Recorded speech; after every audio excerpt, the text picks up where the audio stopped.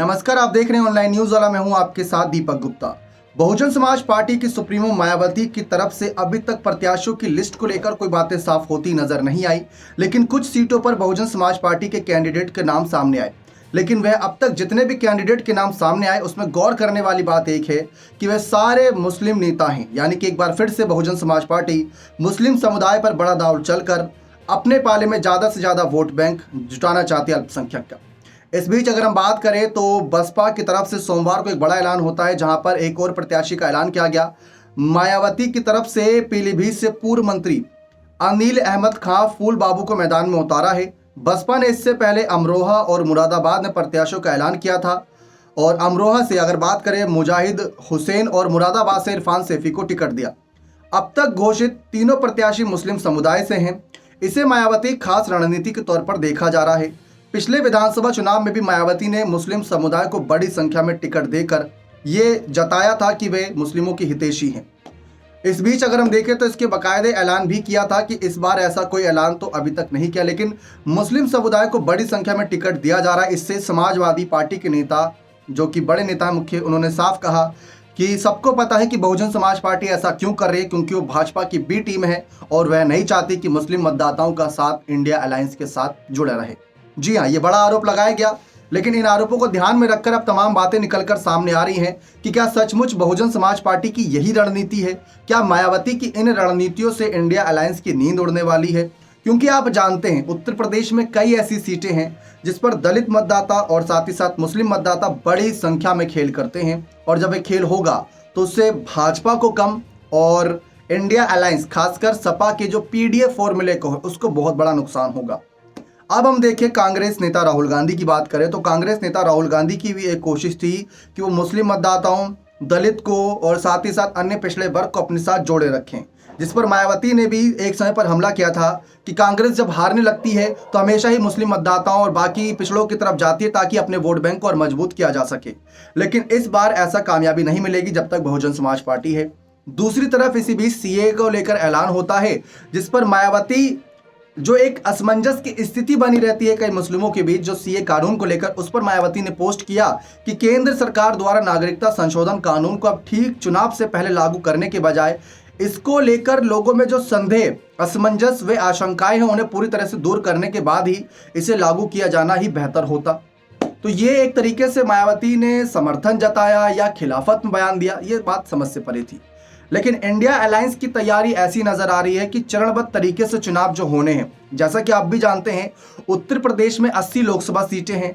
80 लोकसभा सीटों पर जो प्रत्याशी रहेंगे चरणबद्ध तरीके से उतारे जाएंगे। यानी कितने चरणों में चुनाव होगा, तारीखों का ऐलान का इंतजार हो रहा है। जब आचार संहिता लागू हो जाएगी तो पूरी लिस्ट सामने आ जाएगी। ऐसा कहा जा रहा है कि 90% प्रत्याशी लगभग तय हैं, और जो बचे 10 प्रत्याशी हैं उनको लेकर एक असमंजस की स्थिति है, क्योंकि कई सीटों पर प्रभारी प्रत्याशी और कोऑर्डिनेटर के बीच असमंजस की स्थिति है कि किसको उतारें।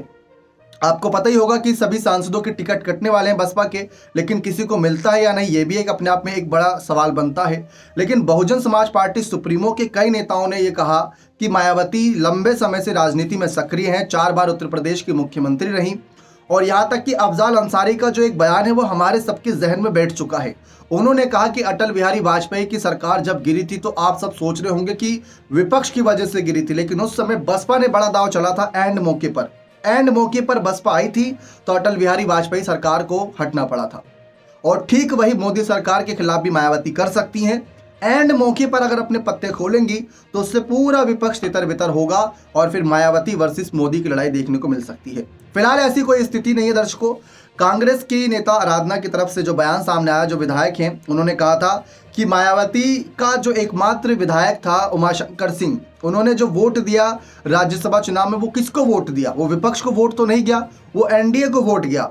तो इससे क्या स्थिति बनती है? इससे स्थिति ये बनती है कि साफ तौर पर दिख रहा है कि बसपा और भाजपा के बीच साठगांठ है, जबकि हम इन बातों को नहीं मानते, क्योंकि ये बात पूरी तरीके से कयासों पर आधारित हो सकती है। अब जितने मुंह उतनी बातें हो सकती हैं। कोई कह रहा है कि भाजपा के साथ गठबंधन है। मायावती ने खुद कहा कि अगर मैं विपक्ष के साथ चली जाती, तो उन्होंने एक इस पर अपनी बात रखी। तो उन्होंने कहा था कि अंगूर तब मीठे लगते हैं जब तक हम उसका स्वाद ले रहे हैं, और जब तक सही है साथ चले हैं उनके तो अंगूर मीठे हैं, लेकिन जैसे ही अंगूर वो अलग हो जाते हैं यानी कि पार्टी का साथ ना दो तो वो अंगूर खट्टे हैं। तो ये मायावती ने एक मुहावरा दिया था। मुंह में राम बगल में छुरी, ऐसे कितने मुहावरे विपक्ष को लेकर मायावती ने दिए थे जो सच हुए। नीतीश कुमार को लेकर जो बातें कहीं, आज देख लीजिए नीतीश कुमार ने पाला बदल लिया। जयंत चौधरी जो मायावती की बसपा को साथ लाने की बात यूं कर रहे थे कि मायावती ने तो अकेले चुनाव लड़ने का फैसला कर रखा है, हम क्या ही बोलें इस पर, लेकिन जयंत चौधरी खुद पाला बदल गए। तो एक एक करके सभी साथियों ने पाला बदल दिया। अब मायावती की बसपा की तरफ से जो अंदर खाने से खबर आ रही थी वो शुरुआत से यही थी कि पहली बात, विपक्ष ये तय नहीं करेगा कि प्रधानमंत्री पद का दावेदार कौन होगा इनका। और आप भी देख लीजिए कि अब तक जो बड़े बड़े चेहरे हैं विपक्षी इंडिया अलायंस में, जिसमें अरविंद केजरीवाल, राहुल गांधी, अखिलेश यादव, ममता बनर्जी, यही कुछ चेहरे बचे हैं। शरद पवार की बात कर लें तो यही कुछ चेहरे हैं जो बड़े बड़े हैं इस समय। तेजस्वी लालू की बात कर लें, अगर बिहार से, झारखंड से हेमंत सोरेन की बात कर लें, स्टालिन की बात कर ले, सब अपने आप में बड़े नेता हैं, लेकिन अब तक विपक्ष का पीएम फेस अनाउंस नहीं हुआ। अब ये लड़ाई मोदी वर्सेस राहुल है, या मोदी वर्सेस अखिलेश है, या मोदी वर्सेस केजरीवाल है, या मोदी वर्सेस ममता है, या मोदी वर्सेस खरगे है, यह अभी तक स्थिति स्पष्ट नहीं हुई। ये बात पहले ही बहुजन समाज पार्टी की तरफ से ऐलान कर दिया गया था। और बसपा के आप मलुक नागर सांसद को जानते हैं, जिन्होंने कहा था कि भाई अगर आप चाहते हैं बसपा इंडिया अलायंस का हिस्सा बने तो मायावती को प्रधानमंत्री पद का दावेदार दीजिए, और कांग्रेस से कहिए कि वो माफी मांगे जो उन्होंने विधायकों की खरीद फरोख्त की थी। दोनों ही स्थिति पर कोई बयान कांग्रेस की तरफ से सामने नहीं आया। कांग्रेस बार बार कहती रही कि हम चाहते मायावती इंडिया अलायंस में आए, लेकिन जो उनकी शर्तें थी, क्या आप उन पर मोहर लगाएंगे, सवाल ये बनता है। जबकि मायावती ने स्थिति स्पष्ट कर दी है कि उनको गठबंधन नहीं करना है। अब ऐसी स्थिति में क्या होगा दर्शकों, क्या यहाँ पर ऐसी एक असमंजस की स्थिति पैदा होगी? लोकसभा चुनाव में त्रिकोणीय मुकाबला होगा। अब अगर आप पीलीभीत सीट की हम यहाँ पर बात करें, जिस तरीके से पीलीभीत सीट को लेकर कैंडिडेट अनाउंस हुआ, वहाँ से आप जानते ही है कौन बीजेपी के हालिया सांसद वरुण गांधी हैं, उनकी टिकट को लेकर भी सवाल है।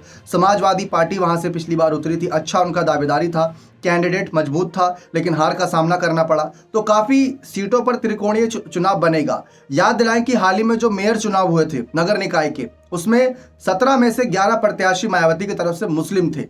तो ये अपने आप में एक बड़ा फैसला था। अब ठीक वैसे ही लोकसभा चुनाव में भी अगर कुछ ऐसे ही फैसले लिए जा रहे हैं तो ये फैसले हर किसी को चौंका रहे हैं कि मायावती ज़्यादा से ज़्यादा कोशिश रहेगी कि जो दलित वोट बैंक उनके साथ है वो तो रहे, लेकिन मुस्लिम वोट बैंकों को भी साथ लेकर चले, क्योंकि राम मंदिर निर्माण जिस मुद्दे के सहारे बीजेपी अपने आप को आगे रखेगी, उसी मुद्दे के खिलाफ मुस्लिम मतदाता जाते नजर आएंगे और फिर ऐसी पार्टी का सहारा ढूंढेंगे जो आगे साथ मिले।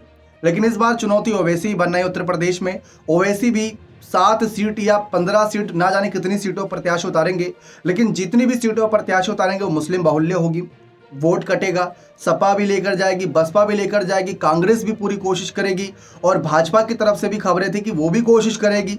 तो हर कोई कोशिश कर रहा है इस समय मुस्लिम मतदाताओं को लुभाने के लिए। लेकिन इस बीच सीए कानून को लेकर जो ऐलान हुआ वो कितना गेम चेंजर साबित होगा, ये देखना दिलचस्प होगा। क्या आपको लगता है कि मायावती इन समीकरण के सहारे आगे प्रधानमंत्री पद की दावेदारी हासिल कर पाएंगी विपक्ष की तरफ से, या अकेले दम पर? तो आप कमेंट सेक्शन में अवश्य दीजिएगा। बने रहे चैनल के साथ। बहुत बहुत धन्यवाद।